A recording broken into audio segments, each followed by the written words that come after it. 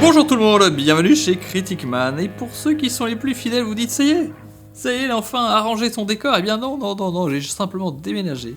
Il y a la petite qui dort à côté, donc je me suis dit, je vais pas tenter, je vais pas prendre de risques. J'ai déménagé, donc vous inquiétez pas, la prochaine fois, on va retrouver le décor dégueulasse. C'est pas pour tout de suite, mais aujourd'hui, on va profiter quand même de prendre un peu l'air à moitié.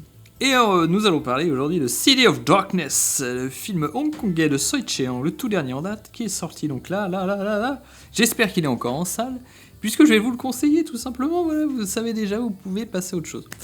Pourquoi City of Darkness ? Pourquoi je suis allé voir ce film ? Je vous avais déjà parlé de Mad Fate, qui est son film précédent, qui est ressorti.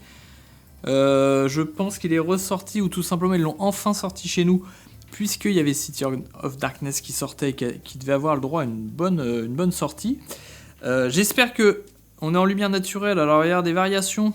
Je vois bien ici, nuages, pas de nuages, j'espère que ça va pas être trop dégueulasse.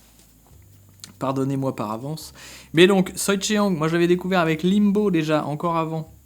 Un thriller d'une noirceur abyssale, presque abusive, d'une beauté d'image infécable.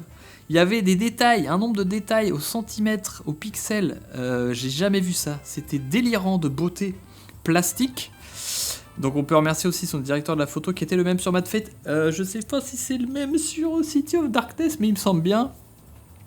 En tout cas, forcément je suis allé voir donc Mad Fate dont je vous ai parlé, vous pouvez retrouver la vidéo, qui était dans un délire visuel, encore une fois, très différent, plus baroque, plus barré aussi. Et là, City of Darkness, j'ai vu vaguement un petit bout de bande-annonce, donc plutôt baston. Tiens, qu'est-ce qu'il va faire avec ce genre ?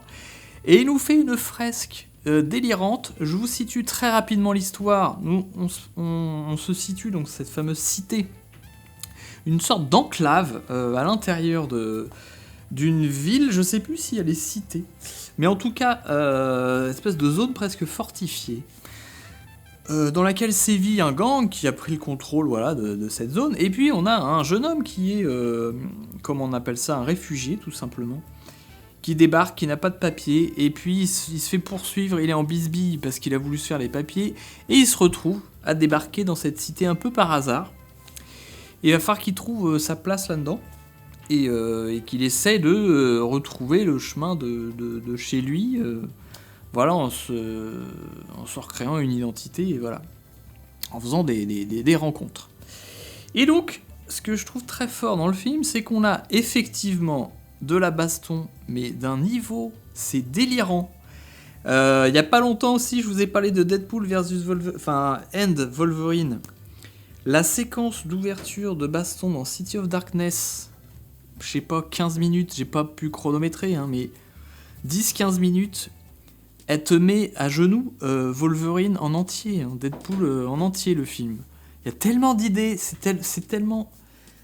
Ils prennent tellement de risques, j'ai l'impression. Des têtes qui passent à travers les murs, enfin c'est Hong Kong, mais en version contemporaine, c'est ouf, c'est presque trop. Le film dure 2 heures, à la fin j'avais presque envie, c'est bon, franchement là j'ai eu... mon assiette est remplie à ras-bord, on peut s'arrêter là, il n'y a aucun problème, j'ai eu du plaisir. Mais donc ce que j'allais dire avant, c'est, je trouve la réussite du film, c'est que souvent ce genre un peu baston a ses limites dans la mesure où l'aspect principal c'est la baston. Si elle est bonne, c'est cool, on est venu pour ça. Mais ça, c'est des films qui laissent pas forcément beaucoup de traces en dehors de cet aspect-là. Et moi je trouve que quel que soit le genre d'un film, il doit... d'une certaine manière, être intéressant de manière globale en tant que film.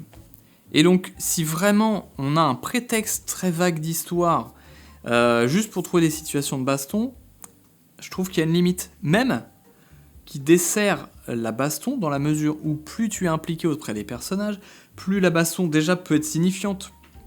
Une scène de baston, c'est un dialogue en fait. Donc forcément, s'il n'y a pas d'enjeu, t'as pas de support à ta baston.